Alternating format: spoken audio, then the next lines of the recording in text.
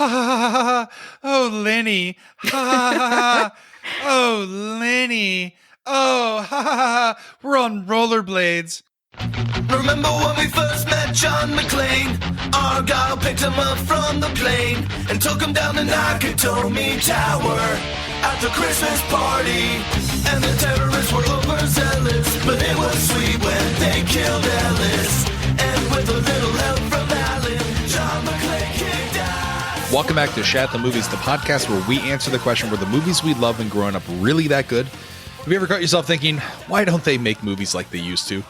Can you still remember spending your Friday night searching for the perfect movie rental at Blockbuster Video? Do you even remember what Blockbuster Video was? If you answered yes, and this is the podcast for you, I'm one of your three co-hosts, Roger Roper. And alongside me are my two co-hosts, Ashley Schlafly. Hi, y'all. And Gene Jericho One Lyons. Cheer up. The world's about to end in 10 minutes anyway.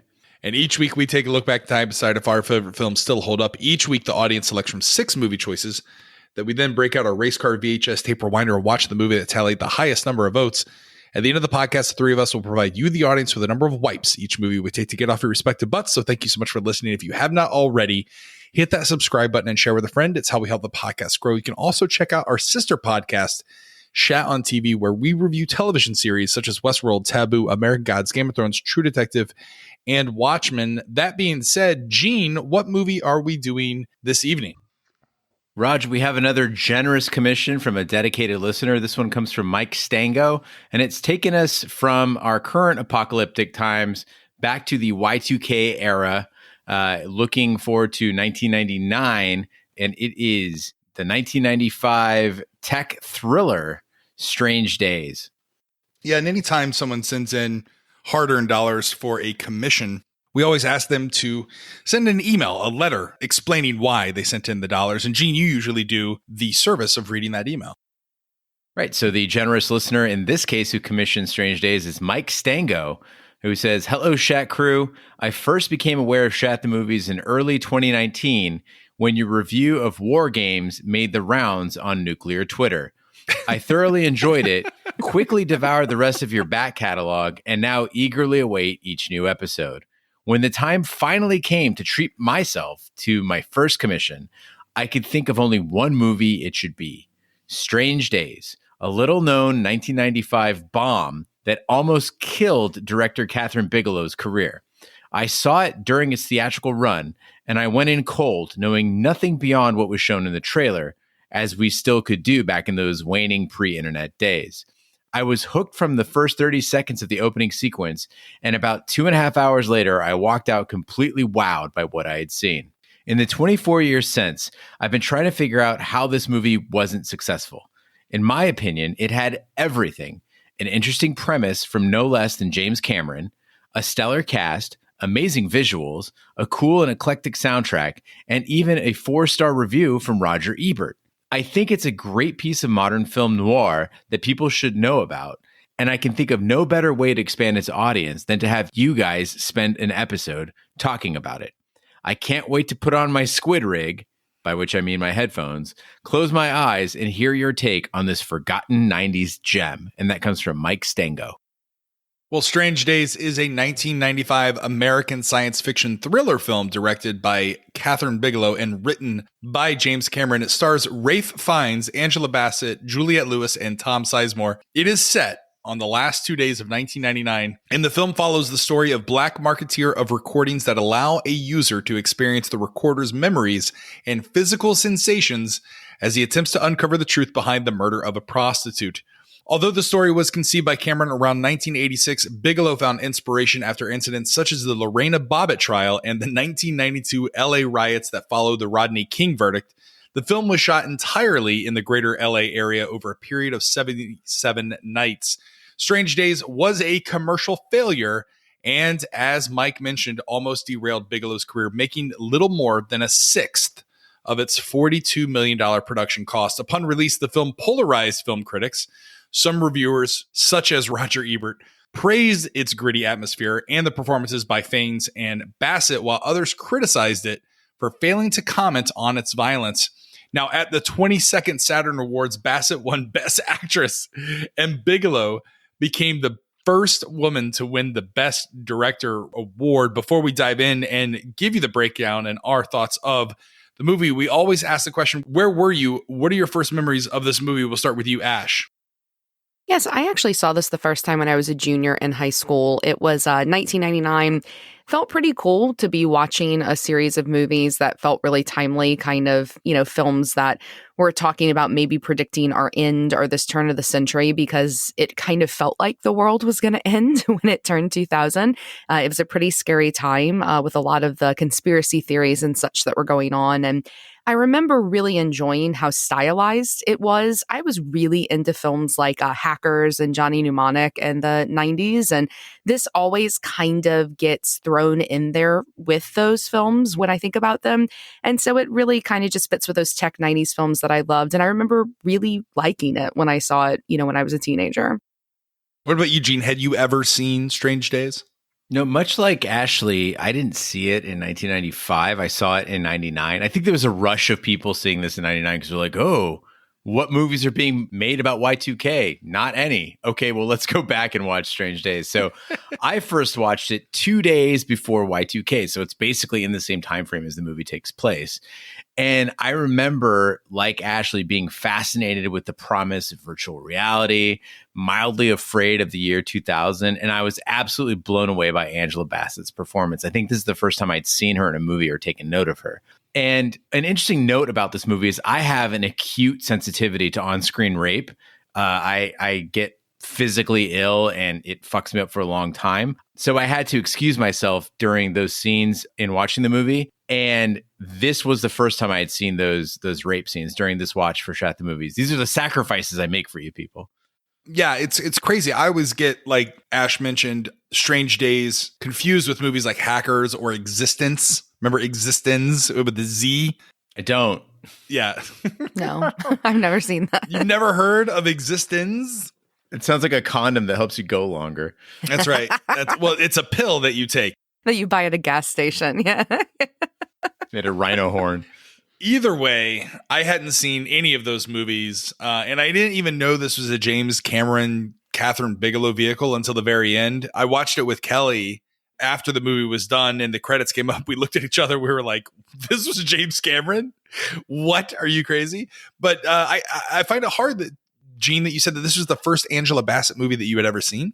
Yeah, it's the first one I remember seeing with her in it. Now, again, people should note that although we do a movies podcast and a TV podcast, out of all the people you guys know, I might be the person who's seen the fewest films and TV shows because I just do not have the incredible interest in sitting down and watching a thing passively. So, I haven't seen a lot of movies to begin with, so I hadn't seen any Angela Bassett movies. I think after this, I saw What's Love Got to Do with It? Yeah. Only because I was at home sick with my mom and she's a real big Tina Turner fan. But that's about it. And How Stella Got Her Groove Back. That was the best Angela Bassett 90s film. I remember seeing that for the first time and thinking the only other time I had seen her actually was in Strange Days. So it's weird how those two movies are really connected for me and they have absolutely nothing to do with one another. The reason Angela Bassett is so ripped in this movie is because of the incredible shape she got in to play Tina Turner. Her arms, Kelly's I would kill for her arms. It's like guys, with Brad Pitt. When Brad Pitt takes his shirt off and you're like, man, I wish I could look like that. When you see Angela Bassett's armor, you're like, man, I would kill for those guns. I mean, I would love to just in general look like Angela Bassett, every part of her. I think she's absolutely amazingly beautiful. So, but yeah, she's got great arms for sure. With that being said, Big D yeah, it should still be Big D. Well, with that being said, Big D, play the trailer.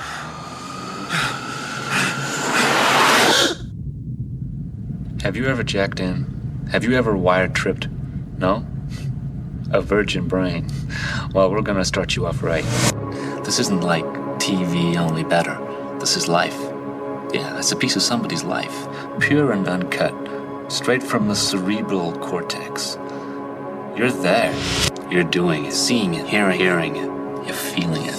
It's about the stuff that you can't have, right? Like running into a liquor store with a .357 Magnum in your hand, feeling the adrenaline pumping through your veins. I can make it happen. I can get you anything you want. You just have to talk to me. Talk to me. Talk to me. Talk to me. I'm your priest. I'm your shrink. I'm your main connection to the switchboard of souls. I'm the magic man. The Santa Claus of the subconscious. You say it. You even think it. You can't have it. Are we beginning to see the possibilities here?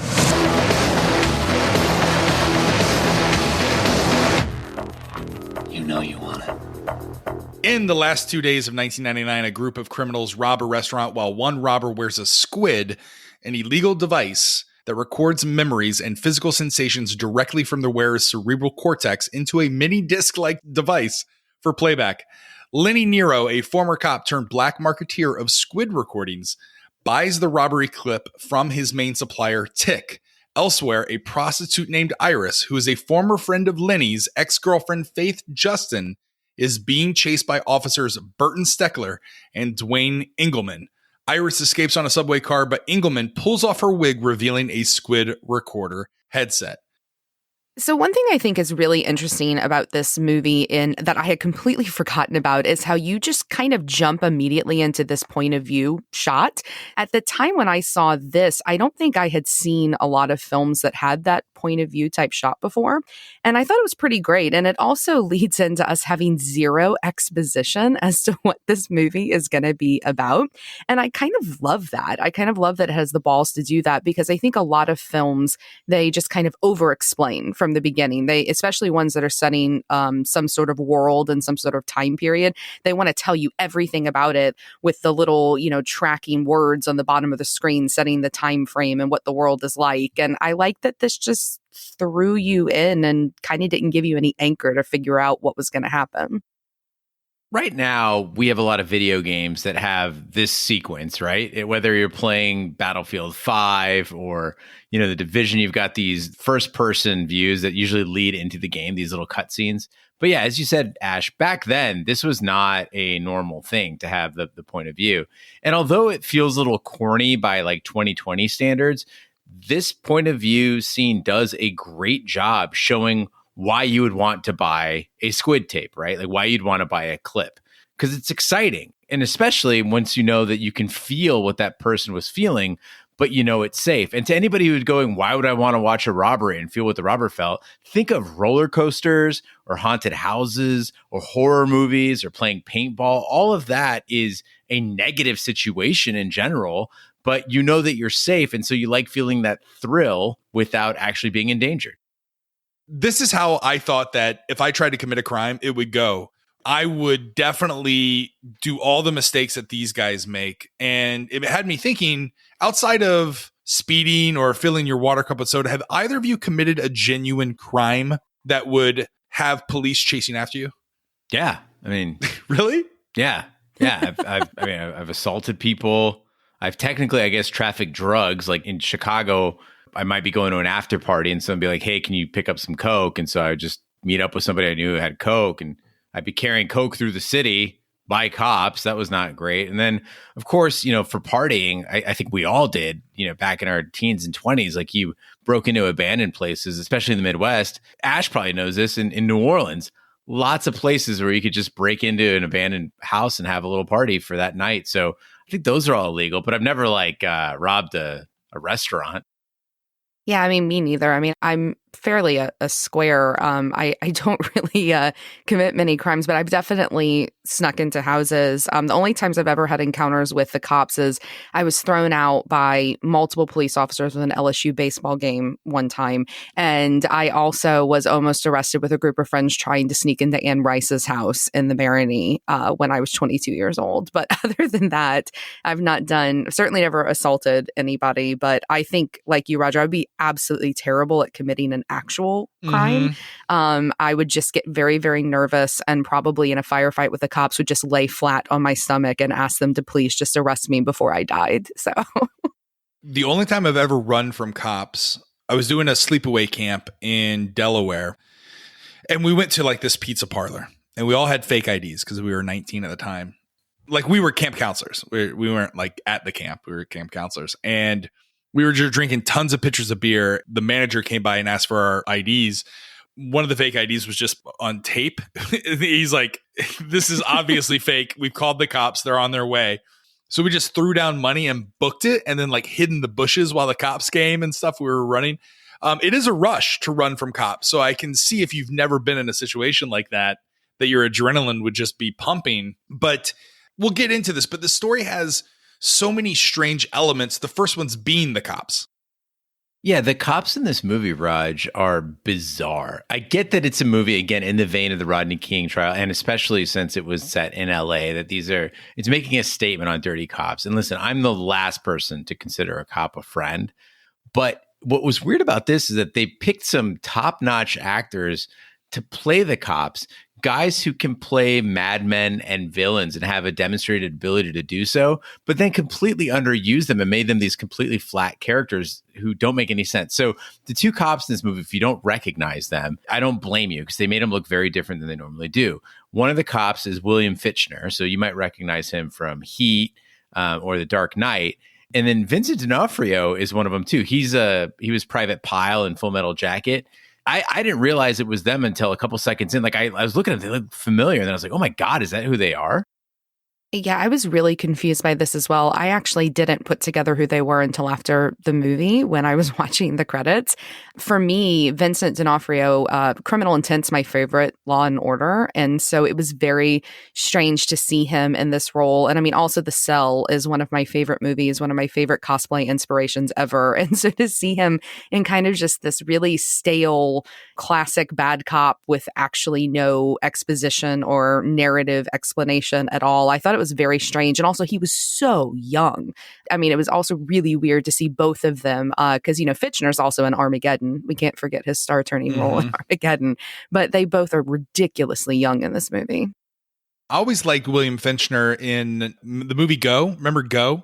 Yeah. Where he's trying to sell Amway to the two guys. He's just like hanging. He's got like a sick, ripped body, and he's in his underwear on the couch. And you think he's trying to seduce one of them, and he's just trying to sell him Amway. Well, another guy that we should mention is Richard Edson. And Richard Edson, you might recognize him from Ferris Bueller. He was like the valet guy, the car valet guy in Ferris Bueller. And then he's been in a lot of like war movies. He was in Platoon, Good Morning Vietnam. And then he was also in Desperately Seeking Susan with Madonna. And also Dirty Dancing. So the guy's been in a lot of movies. And when you see him, you recognize him. But he was my favorite character in Strange Days. He was perfectly cast. He stole my wardrobe from 1995. A lot of polyester, a lot of open jackets like that, leisure suits. Sure. Dude was also in Do the Right Thing, Super Mario Brothers. But the coolest thing I found out about him in doing research about Richard Edson is he was in the Altar Boys, which is like this art rock band, and he played drums for Sonic Youth. I'm like, why do more people not know about this guy?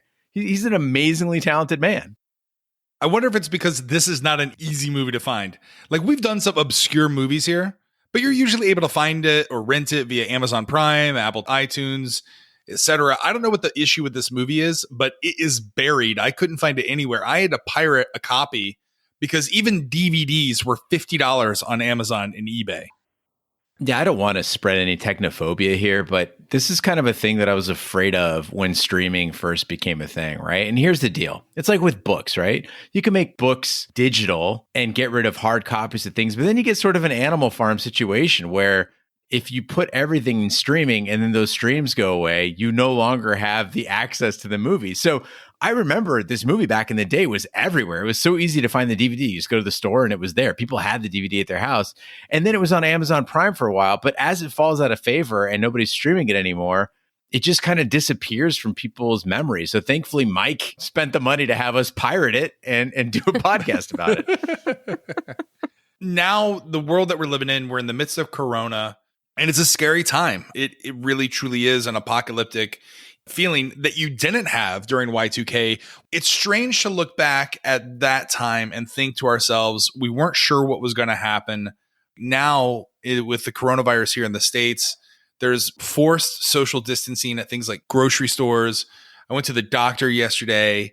My primary care physician, she's full head to tilt mask, gloves. People are out in public, mask, gloves. Everyone's self-quarantining at home.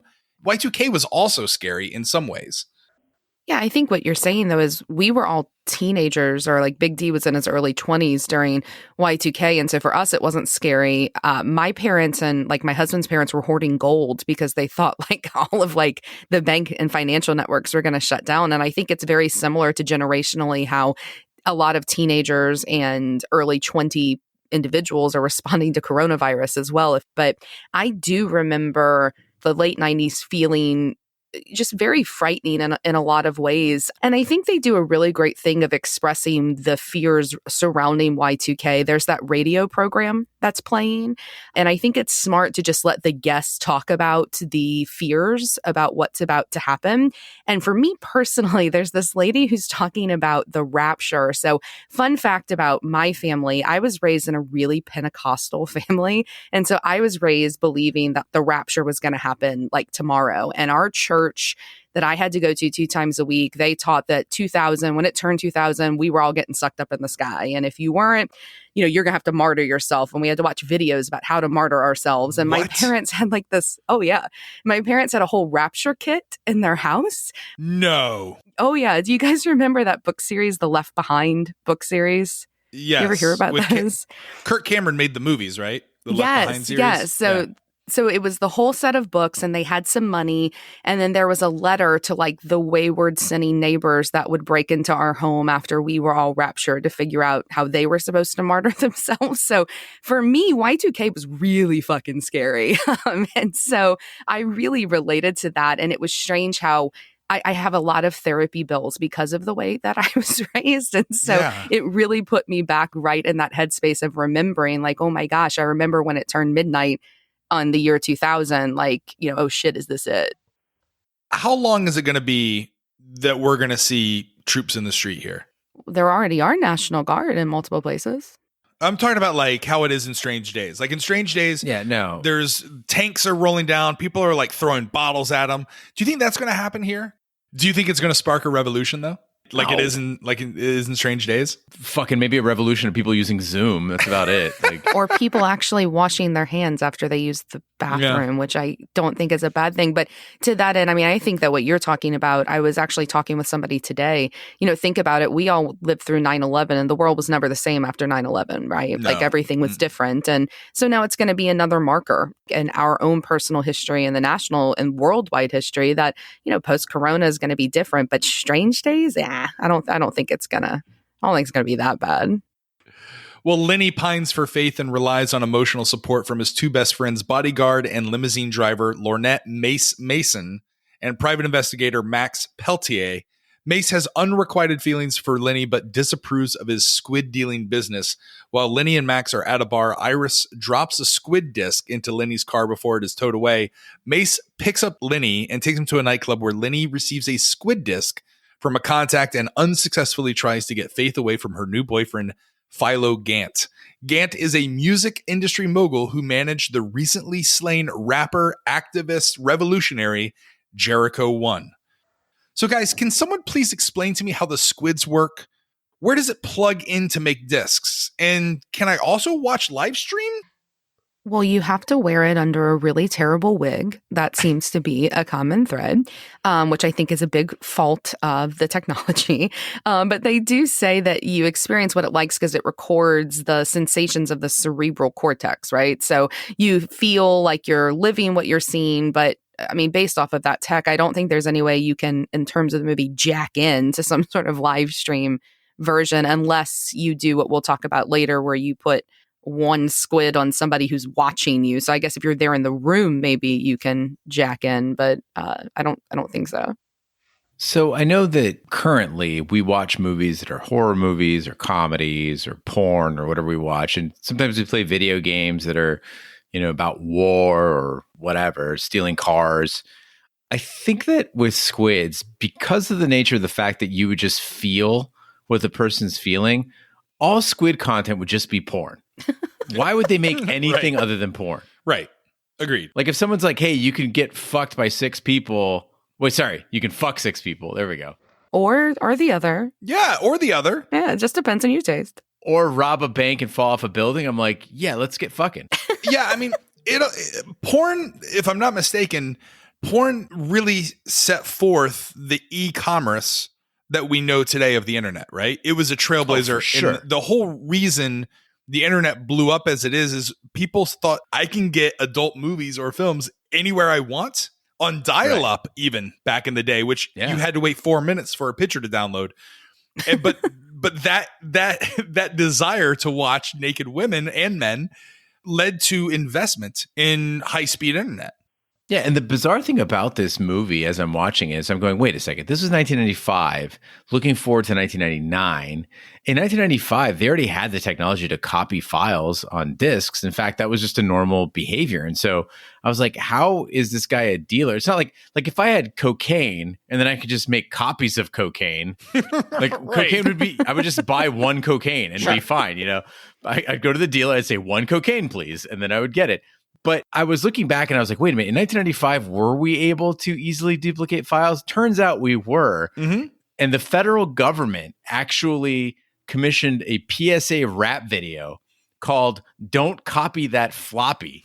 And it was by a guy named MC Double Def DP, which in and of itself raises a lot of questions. But what really happened is soon after that, AOL and Napster blew the doors off of file sharing. And a lot of people think about Napster and they're like, oh yeah, that was file sharing. But remember, AOL, as soon as they had the chat capability and you could attach files, people knew exactly what to do there. And so I was watching this movie going, why wouldn't people just copy it? And then Lenny made it very clear that they probably do copy it. There's probably lots of squids out there that are copies of your average sex scene or whatever. Lenny deals in bespoke squid clips. He makes your dreams come true. And that's why it's illegal, because he's got to get them made, and he's got to get them made by people who might not be the most savory characters. But you would think, and again, this is the trouble with like mid-90s or any kind of movie that's trying to predict future technology, is they get some of the things right. Like you said, there's virtual reality now. There's things that you can go on the internet and kind of experience similar to that. You can do an immersive experience at places like Walt Disney World, where you can go and be a rebel in like this VR laser tag immersive experience. Whoa. So you have the squids or the squids that obviously communicate with something in the cloud, but yet they don't have cloud file sharing where everything is disks. And in order to get someone a disk, you've got to literally put it somewhere or give it to someone. Yeah, Raj, it feels like a lot of parts of this movie were created out of convenience. So they took all the effort to make this really neat world with this really neat technology and give it a lot of style and pizzazz, and that's cool. But then other parts of it don't make sense. And one part of it is this scene where Iris drops the disc in Lenny's car. So we see her. Lenny's car is outside the bar. Lenny is in the bar. Iris goes to his car. She drops the disc into the car, and then she goes to talk to Lenny and says, I got to show you something. It's in the car, as opposed to just handing it to him. And at first I was like, okay, maybe Iris thought that the bar was a trap, so she's going to put it in a safe place in case when she goes into the bar, she gets pinched, right? But the movie needs to show us that. There's no indication of that. And like, apparently they just had to find a way to put the disc in his car and then had to find a way for the car to go away. And then Lenny's like, for days, not worried about his car until finally he's like, oh, you're right, Mace. We should go check out the car. So I think that although it succeeds in a lot of stylistic ways, plot-wise, this movie's kind of silly. Yeah, I mean, it's pretty clunky. I mean, even the way that it introduces us to the tech. So we get to see a little bit of the tech at the beginning, which is more of like the adrenaline junkie. And then we see our first, real use of it for like personal purposes. And that's when Lenny uses his plugin. And I want to preface this by saying that I like Juliette Lewis. Well, when I think of the 90s, Winona Ryder is my biggest girl crush. I mean, Juliette Lewis is a close second. I loved her in Natural Born Killers. I loved her in What's Eating Gilbert Grape, except for that terrible haircut in that movie. But I think that she looks great in this movie. But I think that the sex scene that's supposed to give us this taste for why Lenny is like pining after her, it just doesn't work. I mean, he's wearing that really strange wig that we see in the mirror, and then she spritzes herself with the water, which makes no sense, and then he dries her off. And I just kept thinking that if I'm going to pull one memory, because it's kind of insinuated that he's recorded her a lot. So if I'm going to relive one memory, like one sexual encounter with somebody, this is like the most vanilla, boring sex scene ever.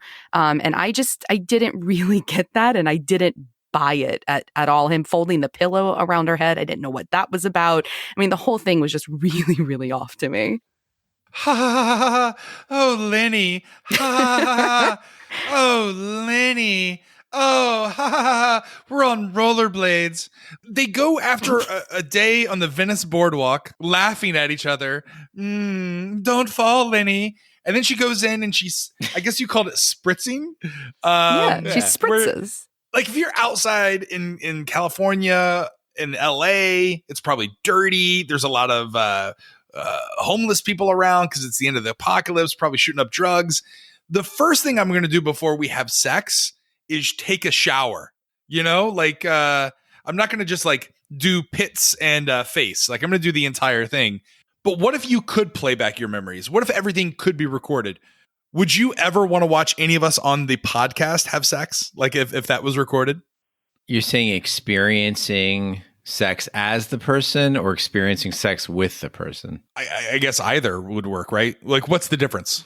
I would be very interested in having sex as Big D when he was on his like Miami sex streak, right? Like when he was like Army Big D, just racking up the booty, I think would be amazing. Just to know what it's like to be like 6'7" and just ripped and just plowing. I think it would be amazing. Yeah, I mean, I would love to experience sex as a guy. Like, I don't mean to be sexist about that, but I think that would be really, really interesting. I think it probably also would be a huge letdown, but I think that would be really interesting. It's nerve-wracking. There's so much pressure. It is so fucking nerve-wracking. You think so? I was talking about with King B about this the other day because he's like, you ever just not feel like fooling around? I go, yeah. And he's like, what? But you still feel like jerking off. I'm like, yeah. And he goes, what's that all about? I go, I tell you what it's about is you can't let anybody down when you're jerking off, right? So like, it's about people who set a high bar for themselves. So, Phantom King B or me, when we're going into a situation with a lady, you are not going to quit until she is satisfied, right? Or tells you to stop. Right. Those are the two things. Yeah. Those are the two instances. And so you're like, oh my God. So if I'm going in this, I'm going to win, And I think there's unnecessary pressure we put on ourselves. And so for a guy, there's all sorts of things you got to get in check. Now, I'm not saying it's more difficult for a guy. This is not a relative statement. I don't know what it's like for a woman. But as a guy, I feel like there's a lot of stress involved with having sex. I guess I would just like the guarantee of it being good. Like, I feel like women, like, more often than not, like, have a lot of sexual encounters that are like deeply unsatisfying. And it feels like it's much easier for men than it is for women. That's why I think it would just be, I don't know. I think it would be a really interesting turn of the tables. Yeah. See, when you say shit like that, that's why we have stress. Now I'm going to be thinking about that. The next time I have sex, I'm going to be like, oh, man, Ash said that most of the time it's a disappointment. Maybe she's talking about me. I don't know. Gee, I better work a little bit harder this time. You know what? I'd rather just jerk off and stay home. I mean, a statistic is about 50%. You're looking at about a 50% satisfaction rate. Oh, shit. I'll take that all day. Yeah. So, I mean, you got 50-50. 1 out of 2? Sure. Yeah. If I'm on base, if I got a 500 batting average, fuck yes. When if I'm going to do a squid, I'm going to pick a guy that like probably doesn't give a fuck about the other person. Like I'm just going to pick a guy that's like enjoying himself, like that's just like fucking, like not somebody that's like trying to satisfy somebody. If I'm going to, have my hand pick of something. So the answer is you and I would both be Big D. This is awesome. Exactly. Yeah. Twinsies. Would either of you guys be Juliette Lewis in this movie? No. I gotta ask this, Raj, and I don't mean this to be funny. I am asking this literally because I did a ton of research and couldn't find any evidence of it. Does Juliette Lewis have a learning disability? No. Like, is there? I'm not. I don't think so. I know you guys are laughing, but I'm serious because every line she delivers is in the same like exact unintelligent tone. Raj, you were doing it perfectly, and I just don't. Oh, Lenny. But even when she's like angry, it's like, get away from me now. I don't ever want to see you again, Lenny. What is that? Yeah, I think she's just not a great actress, maybe. I don't think she has a learning disability, but I mean, she's good in some movies. She was good in Natural Born Killers. She was great in Natural Born Killers, but she was playing somebody who had something wrong with her head. Yeah. That's true. She was good in Cape Fear. Okay, she was good in Cape Fear, but everybody was good in Cape Fear. I could have been good in Cape Fear. Which Cape Fear? The one with Robert De Niro? Yeah, the scary one. Yeah, that one. No, the 1930s silent film Cape Fear. Juliette Lewis was in that one too. She was decent in Dusk Till Dawn, right? Was she? Was she? Yeah. She was all right. She looked good. Yeah. I think But, she's like, beautiful. Well, in my research, I found out that part of the reason that Bigelow liked her for this role is that she could actually sing her parts and not lip sync. Well, could she? I mean, there's another question, right? Because if we're going to keep talking, let's talk about that song, right? Because don't get me wrong, I love a 90s club or rave scene, and this one does not disappoint. The outfits, the people, the personalities, I think it's great. But I've been really curious what you guys thought, because I remember when I watched this with a bunch of my guy friends, and they were totally hot for Juliette Lewis in this scene. They thought she was a total smoke show. But watching this as a 36-year-old woman, I was super turned off because I thought it was so awkward. I thought she looked a lot like a really terrible, like Shirley Manson, person that was cosplaying Shirley Manson from Garbage.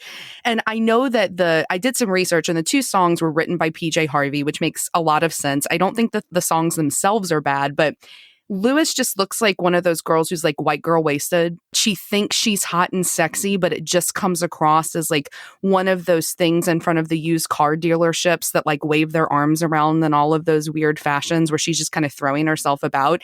It was just awkward and uncomfortable. And I don't get why she's supposed to be sexy in this scene at all. Yeah, Ash, for a movie that features a lot of music, the music in this movie is god-awful. And I'm sorry, Mike, I know you like the music in this movie, but there are some highlights, I guess. Like, you get to see Testament on stage, which is pretty cool. Like, it's daring for a movie to say, hey, we're going to put Testament doing a live performance in our movie. That's awesome. But Jericho 1's rapping is whack. Faith singing is painfully bad. And my favorite part is you were saying, Ash, if we bought it, what they did to destroy the credibility of this scene entirely is that while she's singing, there's guys in a pit and she's like, and they're just like slamming into each other. And you know that those actors are just like, yeah, act, I don't know. And then it's the 90s. People are moshing, I guess, do that. Well, I feel like this entire movie has questionable casting. Oh, yeah. I mean, listen, let's start at the top. I mean, Ralph Fiennes, he's an amazing actor. He's, the English Patient. He's Lord Voldemort. Playing a scummy dealer is not his bag. He is horribly miscast. But what he does right, I guess, if we want to give him some credit, is that he plays that salesperson really well. Like, I was envious of his abilities to talk up his product, His speech about being his customer's priest and the Santa Claus of the subconscious. Like, he delivers that shit perfectly. I was sitting there going, you know what? I listened to a lot of industrial music. I came up on the goth industrial scene. There was no way that there's a guy saying, I'm the Santa Claus of the subconscious. I'm your priest. There's no way that there's a guy saying that in a movie and it hasn't been sampled by some band, some industrial band. And it turns out there is an electronic outfit called the Rasmus. They have a song called Thai Weed. It's on a dance EP. You could look it up on YouTube. It is in there, and it's exactly what you'd expect from like late 90s dance music. But again, getting back to his sales pitch, it does explain why his product is special. He gets you what you want. And this is one of the few, I guess, soliloquies or speeches that we get in the movie that I thought was well delivered and gave the movie a little heft. Well, I got distracted because a young Ralph Fiennes with a hairstyle like that looks exactly like Bradley Cooper. I do think he maybe looks like a young Bradley Cooper, but I think he's a lot sexier than Bradley Cooper ever was. And I was really disappointed. Oh, yeah. I mean, Gina and I had a whole conversation on Slack about, what the best Ralph Fiennes is. And I think that, Heathcliff Ralph Fiennes is the hottest, but this one is a pretty close second. And it was just a huge letdown that he just didn't fit the role at all. I mean, he's Voldemort. He's not some weird, lame, peddler of squids. Lenny plays the squid disc and watches Iris be brutally raped and murdered at the Sunset Regent Hotel. They take the disc to Tick, who recalls that Iris was looking for Lenny. Mace deduces that Iris may have left something in Lenny's car, and the two go to the impound lot and find Iris's disc. Steckler and Engelman demand the disc at gunpoint, but Lenny and Mace escape in her car before being forced to stop at a dock. Steckler pours gasoline on the car and sets it on fire, but Mace drives it into the harbor. And when Mace and Lenny swim to the surface, the cops have left. This part of the movie is where there's this rape scene. It's a pretty brutal rape scene. And I know we've seen a lot worse rape scenes since 1995, unfortunately. But I remember upon first watch how brutal I thought this rape scene was. I'm not a big fan of rape scenes. I don't think they're really necessary in most movies. And this one reminded me of just like a really adult version of Criminal Minds because it was so sadistic in the way it was shot. And the whole thing, I don't think it's necessary, and it feels really gratuitous. And you brought up at the beginning, Raj, about how James Cameron wrote it. So, you know, they were married, James Cameron and Kathryn Bigelow, and they had been divorced by the time that this movie came out. But I wonder how much this plot point was put in there and kept in there because of James Cameron wanting it in there. Because again, it just doesn't feel like a scene that is shot by a female director, especially one that would go on to make movies like Kathryn Bigelow has gone on to make. Yeah, Ash, I agree. It's utterly unnecessary, this scene, like, or at least the way it's shot. Like I said, I'd never seen this scene before. I'd always kind of looked away or walked out of the room. So this is the first time I actually forced myself to watch this rape scene. And you know what? It's been years now since this movie came out, and I've seen movies like Requiem for a Dream or like The Nightingale, which is the most horrifying rape scene I've ever seen. And so this is not nearly as bad as I expected. I mean, it is bad, but I think that in the grand scheme of scenes of sexual assault, like it's not as horrific as I thought it would be. So I wonder on a certain note if whether it is the difference between being a man and a woman in the way that we're viewing the scene, which lends even more credence to your point that why the fuck would Kathryn Bigelow have this scene in her movie? Not only that scene, but the escape from the river scene. First of all, why is her limo bullet resistant? And secondly, I get driving into the river when your limo's on fire and crawling even out of the trunk. But why not use just the escape handle that a trunk would have? Why use a goddamn shotgun to shoot the lock off of the trunk underwater? As a proud Iranian American, Roger, whose uncles all drove taxis or limos, I can tell you, well, except for one who is a cardiac surgeon, I could tell you exactly what the situation is, because limousines prior to 2002 typically had an electric trunk opener that was just a button. So you can see this in like 90s Lincoln Town cars as well, right? It's a button that you press and it electronically opens up the trunk. So if she'd gone underwater and the electrical system was out, they'd be stuck in the car. Now, what's interesting about this is maybe some of the people in the auto safety industry looked at this movie and said, oh shit, Angela Bassett had to use a shotgun to get out, because in 2002, they made glow-in-the-dark manual trunk releases mandatory in all vehicles so that you wouldn't get stuck in a situation like this. Interesting. I had no idea. But again, some of the characters don't make sense. Like Lenny, he's a black market squid dealer, or a marketeer, if you will, and an ex-cop that doesn't carry a gun, but then he goes to Mace's house and gets a gun. And why is Angela Bassett fighting like she's straight out of the Matrix? Like, where did she learn to fight? She's just a limo driver. None of this makes sense to me. Raj, when they pick up her passenger, they clearly say that Mace is a driver that shuttles VIPs and provides personal protection. Did you not notice? Well, you did notice bulletproof glass in her car, her arsenal of weapons. They're trying to tell you, Raj, that this woman is a badass who protects VIPs. Which makes even less sense as to why she would be interested in a character like Lenny, because she is a total badass. And I get that we get that little clip that he was there for a kid when he was a cop, but he's just lame. Like, he's just a wuss, and he's constantly getting beat up. And Mace is the exciting character. She's the one taking care of everyone. And I just hate him for her in this movie. As we alluded to before, Angela Bassett is impossibly beautiful. And I think in this movie, she looks better than ever. And she's just gorgeous. And think about this. This is the 90s. Everyone else looks like a dipshit. Ralph Fiennes in that suit that he's so proud of, that suit is terrible. Fucking Tom Sizemore looks like a sack of shit. Even Juliette Lewis, who's supposed to be like a sex symbol in this, like clothing wise, I would argue not the greatest. And so I'm sitting there going, okay, Lenny, Faith looks like a fucking mess. She's with Philo. You picked her up initially when she was a sex worker and a runaway. You got Mace here, who's a good mom. She's got a job. She kicks all kinds of ass. She cares about you. She rubs your head and lets you fall asleep. Why is there even a conundrum here? She's there. She's actually too good for you. Take it while you can. Mace and Lenny watch Iris's disc, showing Iris was with Jericho 1 when Steckler and Engelman murdered him. Max reveals Tick has been rendered brain dead from forceful exposure to amplified squid signals. Lenny and Mace confront Faith, who reveals that Philo is afraid of Iris's disc, as it would reveal that he kept his artist under surveillance. Lenny and Mace disagree over whether to trade the disc for Philo for Faith's freedom or release it publicly, which could incite a citywide riot. As midnight approaches, Lenny and Mace sneak into a private party Philo has hosted for the city's wealthy elite, and Lenny has a change of heart and tells Mace to give the disc to Deputy Police Commissioner Palmer Strickland. So this is the point of the movie where we learn about brain fries, right? That, they can put the squid on and they can fry your brain. And I'm just really confused by that whole aspect of this tech because I don't understand why you wouldn't just kill the person. It seems strange to set them up and, just fry their brain. I do think a lot of 90s tech movies did this. It was almost like they couldn't resist the temptation to create the physical and literal dangers of technology. And I get it. It's an extension of the tech, that it's a drug and they've overdosed. I understand all of that, but just feels like a forced metaphor. And there's that ridiculous scene where Ray Fiennes just yells at him. And then we see like the acid trip, visuals.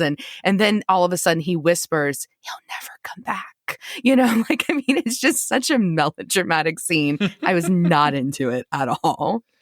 Well, I think Tom Sizemore kind of explains it in saying that the squid doesn't technically kill the person, so their brain is fried. And if you think about the way legislation works, they probably haven't defined what exactly a fried brain is. So you're not going to get a murder charge. I think that's the idea. But also, like you said, Ash, like relating it to drugs, you can make it look like an OD. It's kind of like when you see, in movies where they cook up a hot load and then they inject somebody with it and they're like, oh yeah, they overdosed when truly they were, murdered. I think it's just I think it's to demonstrate that this guy who's doing the killings, who we later find out, spoiler alert, is Max, is to show that he has his police background is allowing him to kill people in ways that don't leave a lot of clues. That isn't the only part that I think is a bit annoying at this point in the film. It's also this whole back and forth about, do we turn the tape in? Do we not turn the tape in? And you turn the fucking tape in. I don't understand why it's a discussion. This is a big pet peeve of mine in movies when they make this big decision and put all this drama behind it when the answer is obvious. My husband gets very annoyed with me, and so do my friends, when we watch a movie like The Blair Witch Project, because I hate that movie because it's like, go to the river and you follow it out. There's a scary witch in the woods. Awesome. Go to the river and follow it out. It's people making just these illogical choices in films that I don't like. And that for me is a stretch here, that you have this tape, you obviously turn it in. I mean, that part didn't bother me as much because Max is shown on screen convincing them that releasing the recording would trigger a race riot. And he's like, do you want those death squads? You want those people, rioting in the streets? You'd have a civil war in your hands, whatever. That part didn't bother me that much. The part that bothered me a ton was when Lenny tells Mace, I can't tell you what's on the tape. You got to see it for yourself. Why? Why not just tell her what you saw? You're like, is he trying to get another customer here? Every time that they experiencing something bad on a squid, they give it to someone else to experience as well. And they're like, whoa, man, why'd you even give that to me? It's like farts. But why are they so concerned with race riots in the streets? There's already tanks. There's already riots happening. And in the midst of that, Philo has the world's largest party, man. And there's all these gatherings on Times Square. Would you party in a situation like this? No, I mean, listen, it's been years since I was like, hey, let's go to a crowded thing in the street. That sounds like a great idea. I think the closest is like going to Mardi Gras. And even then, I don't go to the big three. I go to the early shit. Or if I were to go to the big three, which Ashley is going to take me to, she swears, it's going to be in the, in the ball fashion where I have, an escorted experience, and not with an escort, but escorted and also like have, a private viewing area and don't have to, mix with the rabble. Lenny finds Philo brain dead and another disc revealing Max fried Philo's brain with an amplified recording of himself having sex with Faith. Faith explains to Lenny that Philo hired Max to kill Iris, but when Philo wanted Faith dead, Max decided to frame Lenny for the murders. Lenny throws Max off a balcony to his death. Meanwhile, onto the crowded streets, Mace subdues Steckler and Engelman, but other officers take her down. Strickler arrives and orders Mace's release. Engelman commits suicide. Steckler threatens Mace, but the officers gun him down. And Lenny finds Mace, and the two share a kiss as the crowd celebrates the turn of the new century. End movie. Y'all, at this point, I wrote one note, which was, what's the actual plot of this movie by this point? Because it feels like a few different films. You've got the rape and the murder. You've got Gant and the fight over Faith. You've got new tech and this whole addictive nature of it that they're trying to explore. You have the private detective who's gone bad. You have racial politics. I mean, it's so many different movies all shoved into one. And I was just a little bored and exhausted by it by this point because it really just didn't really feel like it knew what it wanted to be. And all those films would be great films maybe on their own, but when they're all slammed together, it just felt like the movie wasn't going to be able to really wrap up those storylines in any satisfying way. And it's not just like, what is the message here? Is it about love and being backstabbed literally by your best friend? Or is it about social justice? Fuck this movie. Even at the end of the movie, they felt like they had to wrap it up into one giant monologue. And it's not even a good monologue. Juliette Lewis and Tom Sizemore's characters are saying, and then she said, and then I said, and then I said, and then I said. It goes back and forth like that while explaining how you got here versus taking the 2.5 hours, which this movie is, and actually visually getting us there, not wrapping everything up into one final scene or reveal. Right, but that wig reveal, y'all, that was the best part of this entire movie. So I mean, the bad. ending, it's convoluted, whatever, but when she rips that wig off of Tom Sizemore's head, I laughed out loud because he goes, I hated that wig. It was so thirsty looking. Like I wanted to condition it the whole movie. And then she rips it off and it's in slow motion. And it's the Tom Sizemore that we all know and love that's bald and addicted to drugs. And it's just so strange and it's amazing. And I totally am okay with watching this movie for that one moment. It was brilliant. Everything that happens in this hotel room is a disaster. Lenny really shows that he is at the pinnacle of being a shitty cop in this scene. So let's think about how he gets here first. He's such a shitty cop or ex-cop that he actually needs clues put in envelopes, and then they have to put his fucking name on them for him to find them. He walks into a hotel after several people have been killed. And what does he do? He's like, oh, it's a tape. I better stop and watch this. He doesn't even clear the hotel room. He just sits down. He's like, oh, let's see what's going on. Knowing that squids can be disorienting, knowing that people have died from getting their brains fried, and he's still doing it. There isn't a single aspect of police work that Lenny gets right. Well, it just, again, why leave these tapes around? And also, why are Max and fucking Faith? Why are they together? Like, it just, nothing makes sense. There was never any chemistry. And why are they leaving these breadcrumbs around for Lenny? Is it because they want to be caught? They want Lenny to find him? He is a horrible person. This is a horrible movie. Nothing fucking makes sense. Yeah, they never explain why Max turns on Lenny. They used to be best friends. And I guess the reason why he left these breadcrumbs was to frame Lenny, right? You get him in the hotel room with Philo. You kill Philo with Lenny's gun. You shoot Lenny because you work for Philo as security. And it all wraps up, in a bow. I guess that's the idea. But beyond all of that, I found myself super pissed off at the movie by the end. And what really bothered me the most is that after all this happens, you're like, oh, the movie's over. They go back to a scene in the street where Angela Bassett is being chased by two cops who are shooting at her. And then she's beaten, right? So everybody in this movie is a selfish, broken, dramatic ass who contributes literally nothing to society except for Mace. She's a driver. She's a bodyguard. She's a mom. What is everybody else doing? One's a squid dealer. One, like, some are dirty cops. There's a scummy PI. There's a fucking lawyer. There's a singer who blows dudes. You get the idea. Not that there's anything wrong with blowing dudes or singing, but Juliette Lewis is not an upstanding citizen in this movie. Meanwhile, Mace actually cares about somebody. She cares about Lenny. She cares about her son, Xander. None of the others care about anybody.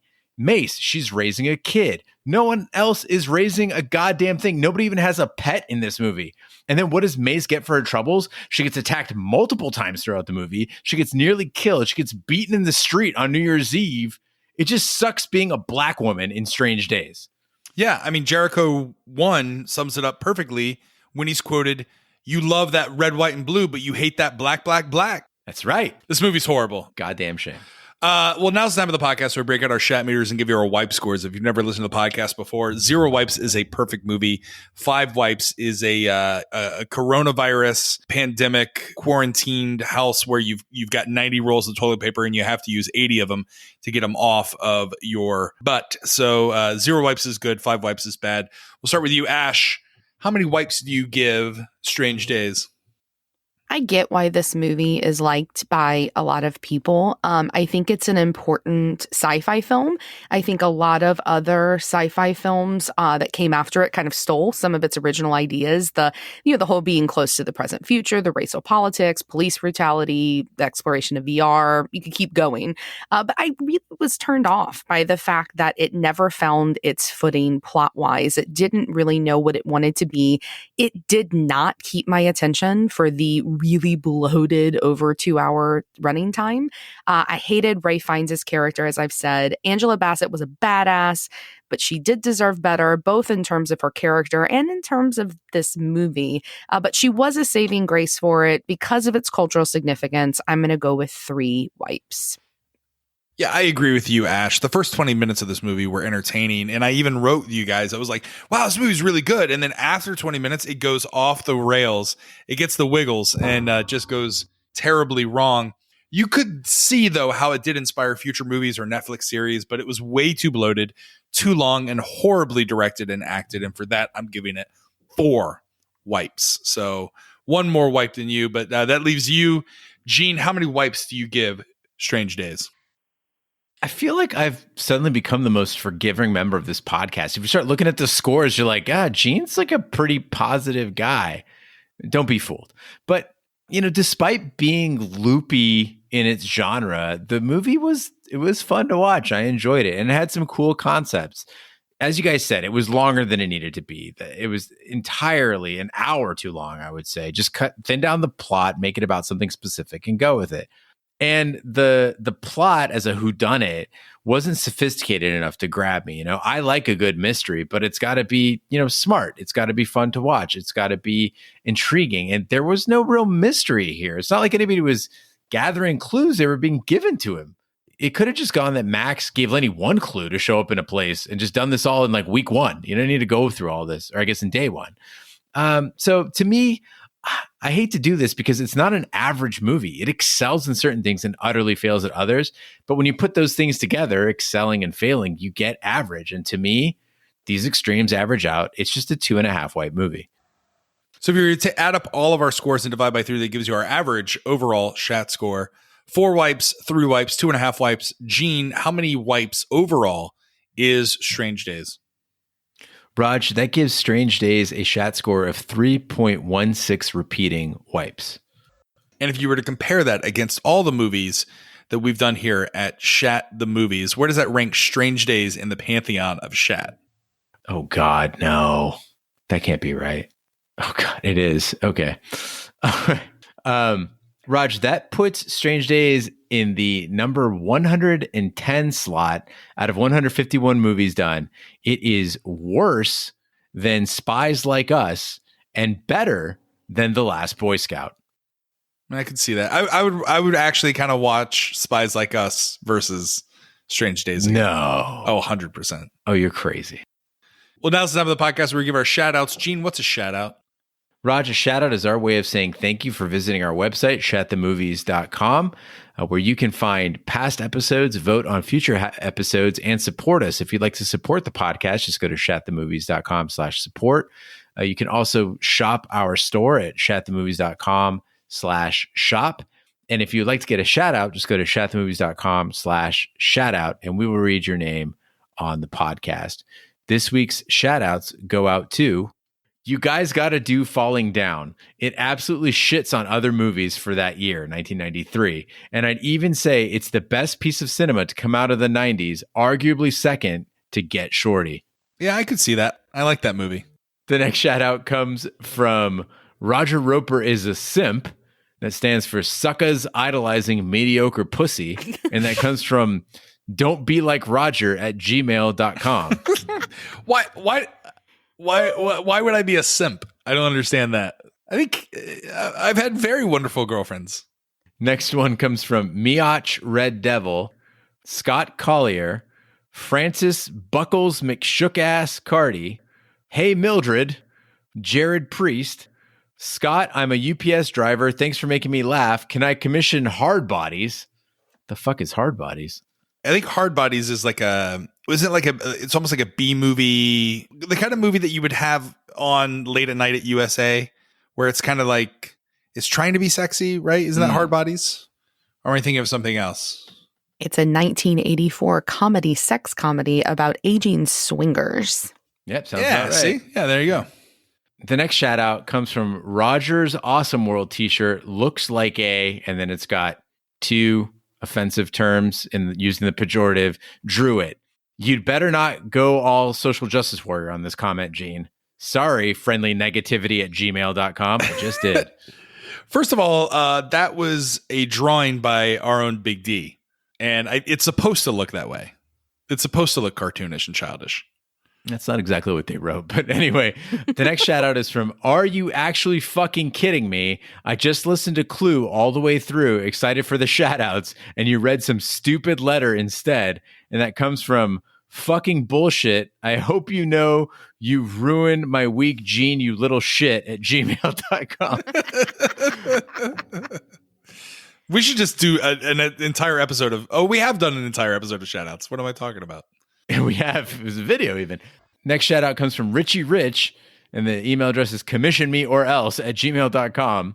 Can I take a shat on your chest from I only listen to the podcast for shout outs at mail.com. Duck Butter with the email address stinky poo poo ballsack at gmail.com. Isn't duck butter like a pejorative term? Does it mean like spooge?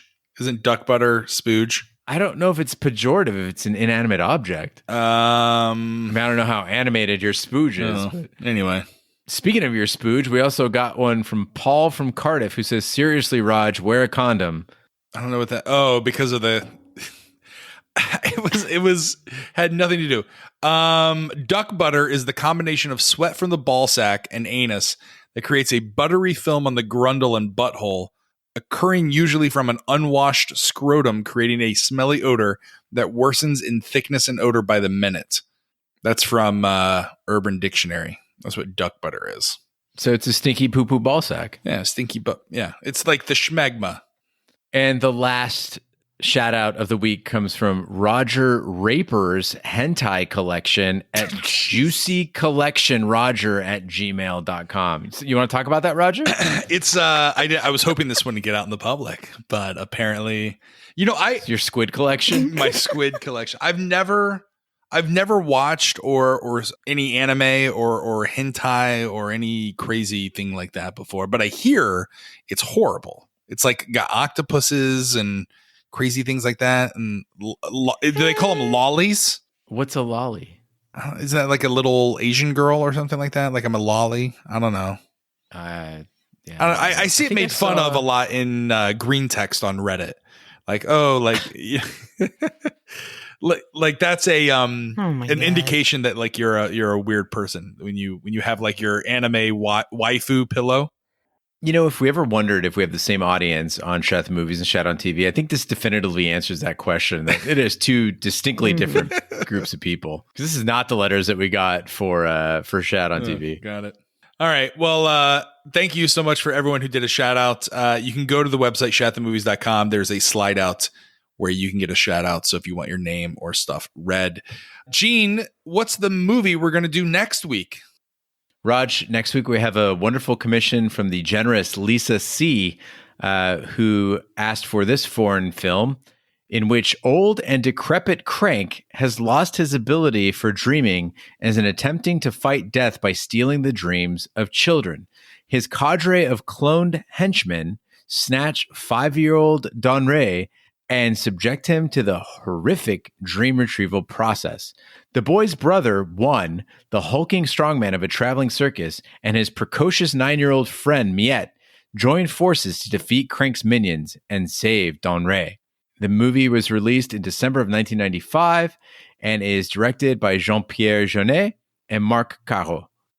And we talked about this on the Shappy Hour yesterday, but Lisa C. wrote in such a heartfelt letter with her commission that there was no way that we couldn't do this. Typically, this is a movie that we may have said no to because it's a foreign film and it's kind of difficult to get. But it's a very, the way that it touched her emotionally really, really spoke to us. So I am not going to be on it because I think my brain, it goes way above my intelligence level. So it's going to be the two of you and Big D watching this. I'm just really looking forward to an hour-long podcast of Big D pronouncing all of the French names because it's Crank and, Donry. I mean, I'm really excited to hear. It's not going to be good. Big D pronounce. Maybe we'll get another hashtag Rehobo out of this one, something French related. So. Well, thanks again, Mike Stango, for commissioning Strange Days. That concludes this week's episode of Shat the Movies. Be sure to follow us on social media and share with a friend. We're everywhere, including Facebook, Twitter, Snapchat, and Instagram. Just follow the handle at Shat the Movies. You can also email us your suggestions, or if you just want to connect with us, our email is hosts@shatthemovies.com. You can also support the podcast by shopping our Amazon affiliate link, completing a free anonymous survey so we can sell out to advertisers, buy our merchandise, or by commissioning your own movie. You can find all the information by visiting our website, shatthemovies.com. You can also check out our sister podcast, Shat on TV, where we review television series such as Westworld, Taboo, American Gods, Game of Thrones, True Detective, and Watchmen. Find all the information on our website, shatontv.com, where everywhere fine podcasts can be found, including iTunes, Google Play, Stitcher, YouTube, iHeartRadio, and Spotify. Be sure to subscribe. And if you stop by iTunes, please be sure to leave a 5-star review. That does help the podcast grow. On behalf of my co-host, Ashley Shafley, and Gene Jericho One Lions, I'm Roger Roper. Be sure to join us for the next movie review podcast, if we're all still around next week. Stay tuned to hear the trailer. Thank you so much for listening. Take care. Good night and good luck.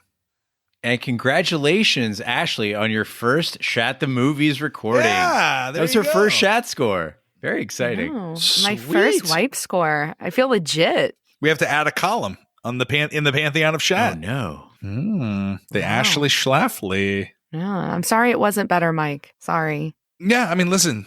Sounds fine. Take care. Good night.